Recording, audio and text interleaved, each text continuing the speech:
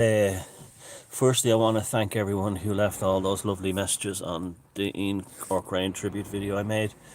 His family did read them, and I got a message from his daughter, Nicola, and they're very grateful for all the kind words that you left, and that's like very important at this time. You know, you can't imagine what they're going through, but little things like that do make it easier to deal with the grieving process in a different way. So I want to thank us all personally for all those lovely comments you left. Thank you. That means a lot. So back to how things are now. Well, over the weekend, regarding the whole Rona thing, over the weekend there was a protest in central Dublin, and quite a lot of people turned out. Even the Irish mainstream media said like about 5,000, which probably means there was like 15 to 20,000 because they always do that. And the state propaganda service. And it was interesting to see how organised the other side are getting now. They're starting to use. There was pictures of three women who were clearly plants. One of them, and they were all wearing sunglasses, so you wouldn't recognise them. I'd say at least one of them was probably a female police officer. One of them was wearing a T-shirt saying "Save my children from the reptilians," and that was deliberately done so that picture would be spread all over social media by idiots who would like think, oh look, the people who just want their freedom back believe the world is run by lizards. And the other one was there was two women both had sweatshirts on. It said RTE, the Irish Broadcasting Service, RTE has sold their souls, and they spelled it there THERE. And it was so deliberately done so people would say things like, oh look, they can't even how to spell the word there properly in that context. And they look like two cops, those women. And again, I didn't see the front, but I'd imagine they're both wearing sunglasses as well. And so they're, or else they're RT employees. If anyone could ever, that was, it's a shame no one went up to them to talk to them. We probably find that they worked in RT or from family members of RT presenters and news people, because the RTE here in Ireland, the national broadcaster, is basically the Clinton Foundation. Now that doesn't mean they get money from the Clinton Foundation. No, all their reporters and everything are all like given, they're all Clinton Foundation trained. Put it that way. So that's like when Trump made his big speech yesterday, his comeback speech, and announced that he's probably going to run in 2024, and he wasn't going to leave politics, and he wasn't going to start a new party or anything like that. And the cook in the RT website, all he could write was his withering attempts to discredit Joe Biden. I mean, this is even Democrats in their heart know that Biden, shouldn't be president. He fixed it. They fixed it, and they even boasted about it in the Time magazine. And so so that was interesting anyway. But during the protest at Stephen's Green, I watched the whole videos. Now, unless I can see other evidence, the Garda were the ones who attacked the crowd first. Because if you watch the chronology of the videos, there was a barricade outside Stephen's Green shopping centre. And there was more kind of, shall we say, incendiary protesters who were abusing the cops verbally now. And or something like that. And then some of the coppers broke the barricade and went over and started hitting them. And that was before Rocket Man came along. Jacko Parsons came along with his rockets and fired them at them. And which is a real shitty thing to do anyway. He shouldn't have done that. And then it led to a kind of like a melee, as they say. But the cops behaved very unprofessionally, because that could have easily been a tactic to draw them out of their lines so they could be attacked in the crowd. And so, like, I'd love to know what kind of training the Garda got. You don't break your lines because, otherwise you're vulnerable when you break your lines. And some of those cops just wanted to have a go at some of the protesters. And I'm not anti-cop, I'm not anti-guard, I'm not one of those kinds of people. But I'm just saying, it looks to me that the Garda broke the lines first. Two interesting things there this morning. The first thing was that the Garda were having a meeting with the government saying the risk to their members during these anti-lockdown protests. Well, you're a policeman. Your job's supposed to be risky. Huh? They want measures put in place. How about a new dance, Jerusalem? A new Jerusalem? How about a new dance? Funny, isn't it? Like a couple of weeks ago, you were all like been sucking up the narcissism and thinking you were all great when you were doing the Jerusalem video, And as soon as you have to do some real policing, it's like, I'm frightened. Right? Interesting, isn't it? Interesting.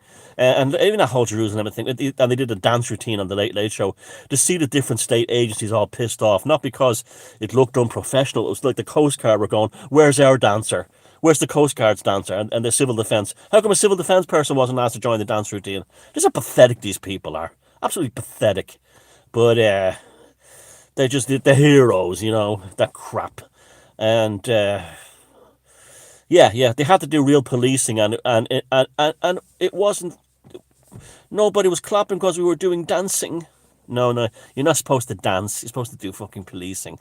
And again, I'm not anti-cop or anything like that, but that whole Jerusalem thing was pretty pathetic by any standards, and I was cringing. It's beyond cringe, and it made you look very unprofessional, by the way, and that lack of professionalism with the Garda doing their dance routines is exactly the weakness that the scumbag with the rocket saw that he could attack you.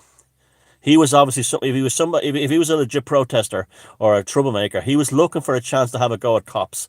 And when you did that, you know what let me tell you, Garda, right? This is called education, okay? Where in between everyone calling you heroes, what you did, and this is one of the reasons why, if I was the Garda commissioner, I would have been through the roof with seeing the cops doing dance routines like Jerusalem, looking like a bunch of Nancy's dancing. Because what that says is they're weak. What the Jerusalem dance said, the police doing that said, you're weak. And it said you're weak to the people who want to attack you. And I can guarantee you, if you never did that Jerusalem dance video, that guy probably wouldn't have shown up with the rocket. And those people who wanted to have a go at you wouldn't have had a go at you. Because when they saw that Jerusalem video, what they saw was weakness. Weakness. You remember that the next time. And I'm not, like I said, I'm not anti-Garda, I'm not anti-cop, I'm not one of these kinds of people as an infinite police or anything like that. But when I saw that Jerusalem video, what I saw was, you've just handed your enemies your best ever weapon. You'd look like a bunch of Nancy boys, and in the worst possible way. And the fact that you lapped it up, then continued to do it again on the Late Late Show, it just looked worse. It didn't look professional. It didn't look policing. It didn't look. It did not enhance an image of security or anything like that. It made you look weak, and that's what gave the asshole with the rocket launcher the bravery to do it, because he saw that video and what he saw was a bunch of cowards, and who were more interested in dance routines than being policing. And I think that's unfortunate, because that's probably what made that happen the other day. If there was no Jerusalem video and cops dancing all over the country, but this is the Irish police on Garda Síochána have a long history of this kind of strange behaviour. Back in the late 90s, there was an ad for Kit Kat, the Kit Kat chocolate bars in Ireland, and there was a guy dressed up as a Garda, using an official Garda car with the logo and everything on it. So it was that they actually lent him the car, and he was obviously a head case with a speed gun going, "I'm gonna get you, Pilgrim," like he was a John Wayne or something, right? And he's pointing the speed gun at the. He's wearing a Garda uniform too. And then eventually he says, "Take a break, take a Kit Kat," and a car goes by at 120 miles an hour, and he gets the Kit Kat and goes, "Whatever," and doesn't do anything. Now, that was done with the Guard. That had to have been done. Someone in the Guard had lent them that car for that Kit Kat ad. That made the Guards look like, A, they don't do their job, and two, they're lunatics. And yet they were. What did they get for it? What did they get? And that was at a time in the late 90s, there was horrific car accidents in Ireland. Road safety issues. A lot of them have been stopped now, but there was horrific, like, massive car crashes with horrific numbers of killings in them, mainly because it was before the motorways are fully finished. But the people were speeding on these fucking small roads. And here was the Garda, like, making a joke about the speed guns and speeding.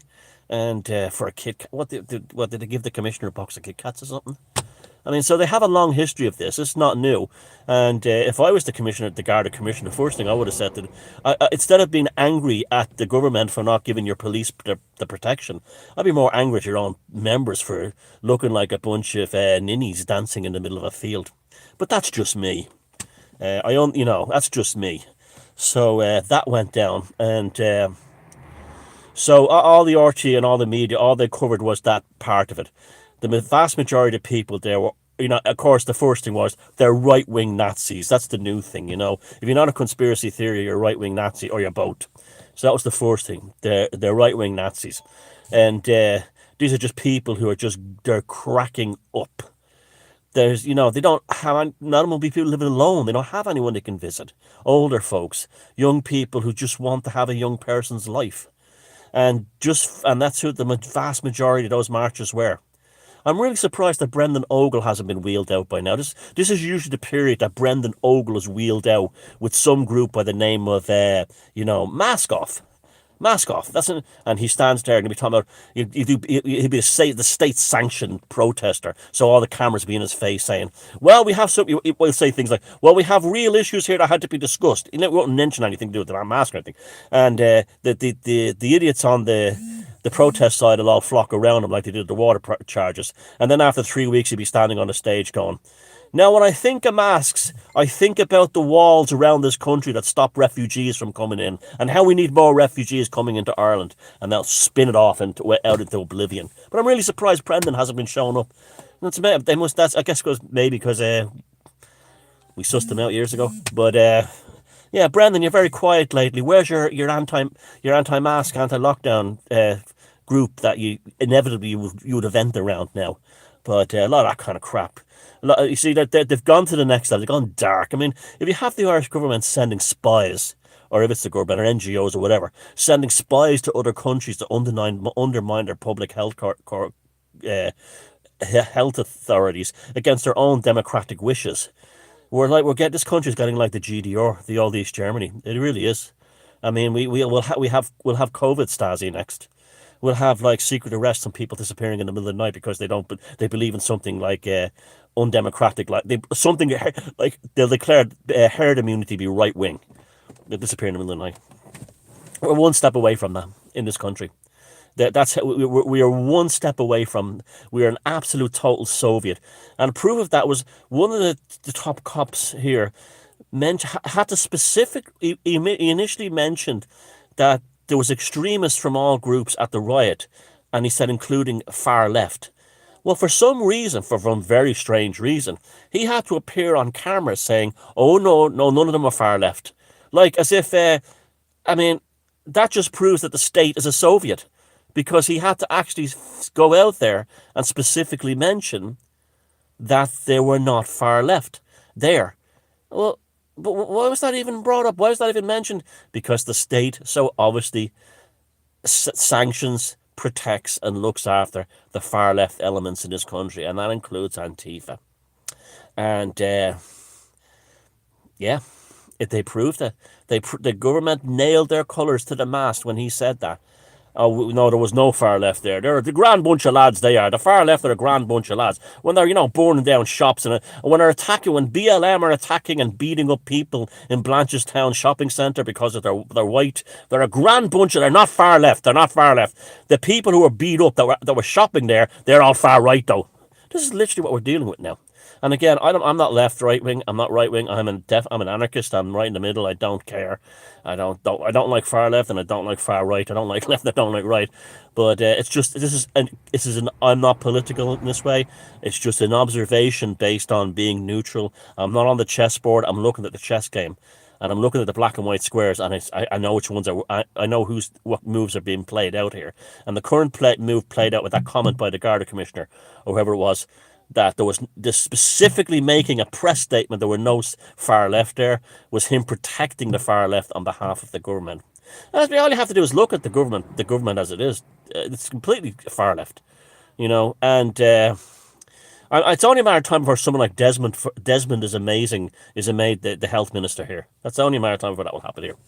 But, and you see, there was an article I saw last week in the journal.ie. Isn't it great that Ireland has an American president we can finally love? And yet the majority, even on a dickhead paper like the journal.ie, the majority of the journal.ie is like Ireland's version of the Sun. Or the World Weekly News. That's probably what it's, it thinks it's the real page. No, not even World Weekly News. USA Today or something like that. It's basically, what is this? But it's like, they were all commenting like, oh, this is pure propaganda. I don't like Trump, but this is still pure propaganda. And many of us were saying things like MAGA and like Joe stealing and stuff like that. So that was interesting turning around. It just goes to show you that the public opinion is nothing at all like the mainstream media and the government. But they were after I did that thing last week, and I said like do a chaos magic thing where we'll ask for we'll ask for greater lockdowns and deeper lockdowns. It definitely did make an impact, but it also showed how many, not how many, but how the numbers of Irish people who I was writing things like, oh well, arresting them isn't enough on Grafton Street. Anyone involved in that riot, or they should have been immediately taken into the corner, into the alleyways off the main street, and summary executed. And people taking it not as a joke, like serious. And that's so frightened they are. That's so frightened. That's like I said. There's one word to describe the average Irishman today. It's cowardice. That's basically what it is. And they're so frightened. They're so very very frightened. And you even go on like I'm amazed. Like this, you go into like like Irish music groups, and there's fellas my age there, and we talk about the bands we saw around Dublin in the '80s, and if you say something like, "Oh, the Boomtown Rats, they're terrible," it's not that they don't like that you said the Boomtown Rats were terrible. It's not that they think they love them. It's not like they're defending from a music point of view. They'd be going like, "Oh, don't say things like that. We don't, we don't do that here." They're afraid of an opinion. There's so many men in this country are frightened. They live in a state of fear, and everything frightens them. And you know what they say about a frightened, weak man? The most treacherous and despicable of all. And that's usually how totalitarian regimes are built, by true despicable and frightened little men. And so it is a bit worrying, that I have to say. There's so many cowards out there. But yeah, I feel like we're in a kind of a no man's land at the moment. I really don't know what to expect. They're going to say now that there's been a big spike. Like, it's so funny. They're all so transparent. After I had whipped up this whole thing and we'll never be locked down ever again, and thousands of people saying lockdown forever, and others, most of the response went, "Oh Jesus, we can't have a lockdown forever." Like, that didn't know it was what we were doing. The government on Friday nights is extremely positive. And positive news is coming out. I'm so on cue, literally on Friday evening, all together, including the media. Positive.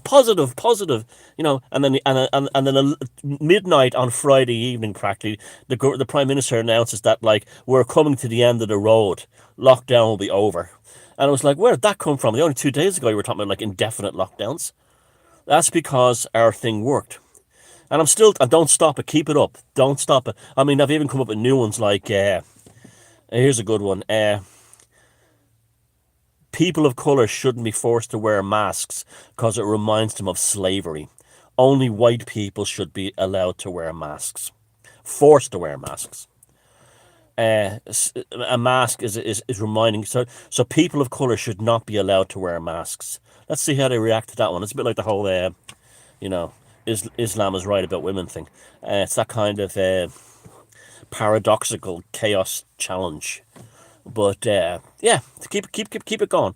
Harder lockdown, more lockdown. Mandatory life sentences for anyone arrested on Saturday. This kind of thing, and I also like constantly talk about how wonderful the government is, how they're doing a great job. And if anyone says I can't deal with this lockdown any longer, accuse them of being traitors, and that the government are doing a great job. The lockdown is our national duty, and this kind of thing. Just the purpose is to make anyone pro-lockdown look like a psychotic. That's the job. That's the purpose we have to do. They're playing dirty games on us by having those plants out there with those T-shirts, reptilian T-shirts. Our job is to play the other side back. See, this is a dirty war. This is non-linear warfare. So you hear him, if you have normie friends and family and you say, "Oh, what was done to the Garda the other day?" and you can say something like, "Maybe they need to learn a new dance routine. This is how you not wake them up, but this is how you take the feed off that fuse." "What do you mean new dance routine?" "Well, they're really good at dancing. Maybe they can dance. Didn't they do that?" Yeah. That was like West Side Story. Do you remember, like,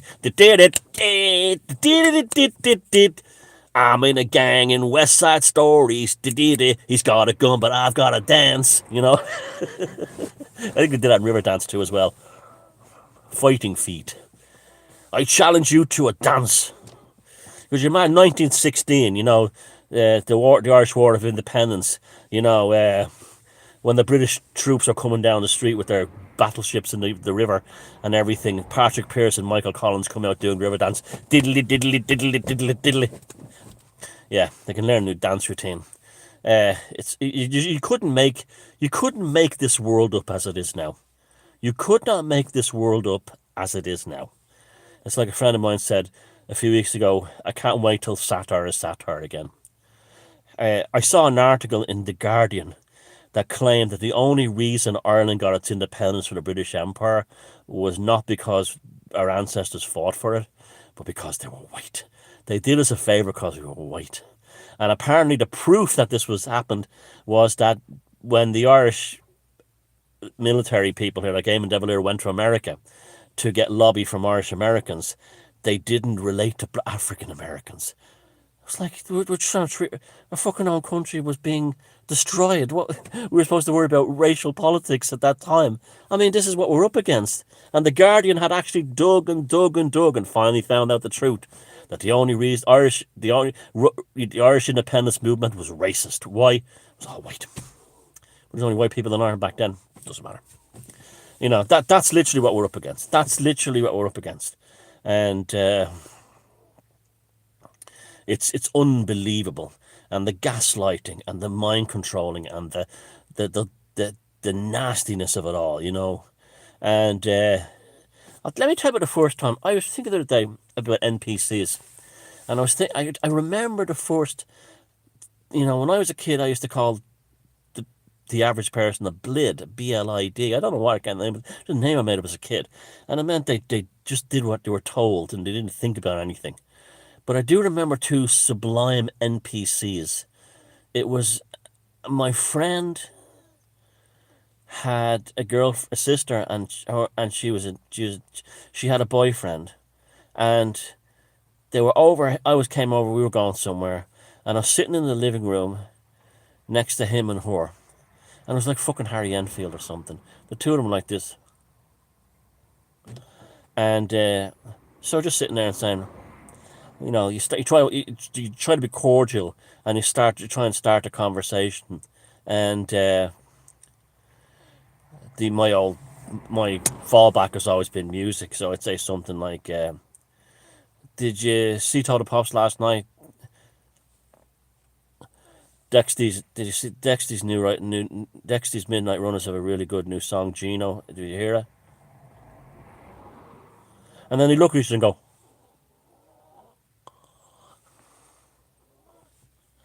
And that's literally what I was dealing with. And then they might nod when you say something. Right? They might do that. And then I'm like, what the fuck is going on with these two? But I realised there was nothing in there. There was nothing in there. And then there was my friend's family had some do. His cousin was 21st, and it was held in Liberty Hall in Dublin, in a function room in the basement, and they had a DJ and that kind of thing. And so we showed up about midnight just to like dance and stuff like that. And I'm on the dance floor dancing, and the two of them are sitting in the corner of the room with like their drinks in front of them, and they're going. And I said to my friend Paul, I says, "What's the story with these two?" And he goes, "They don't have any fucking brains. There's nothing in there." And he says, "I don't know how they don't even talk to each other half the time. They just kind of like melted into one another. Like they were two fucking aliens in the street, across the street, saw each other and said, we must join together." It was like that. And it was the very first time pure NPCs had ever seen. And you see those types everywhere now. That would have stood out back then. But now it's common. And yeah. So keep that whole thing up of the inversion, the chaos magic thing. You want a harder lockdown. You want a stricter lockdown. You want black people to Masks remind black people of when they were slaves and people of color when they were slaves. They shouldn't be allowed to wear masks. In fact, if you're black yourself and watching this video, and I've loads of black friends, me and oh my black, no, I really do have loads of black friends and always had loads of black friends. But I'll pretend I'm a Guardian reader. My black friends tell me, or an Irish Times reader, you know. I have many black friends, and this, but no, I really do. They don't, and it's a difference. Don't wear masks. And anyone says to you, why are you not wearing a mask? Because of slavery, innit? You know, I would love you to do that. It's an insult to our ancestors. It was an insult, and then start saying to your friends, or other people, say, black people shouldn't wear a mask. Let's take that whole politically correct bullshit thing and use it for everyone's benefit. Let black people show the way. People of color show the way. I'm not wearing a mask. That was what they did to my ancestors. Made them wear a shackle. I'm not wearing a mask. Oh, if we got away with that one. If we got away with that one. I would love to see how the government and the media would try to spin that one around. Well, it's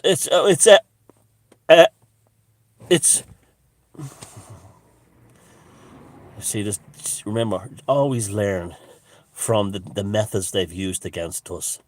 Bamboozle and bedazzle. Speaking of which, I've got 2 occult videos right after this one on Open Source Occult TV, one on Tolkien's and one on the stave churches in Norway. So hop over there right now. And once again, thanks for leaving all those lovely comments on the Ian video. And I will see you in a few minutes in Open Source Occult TV.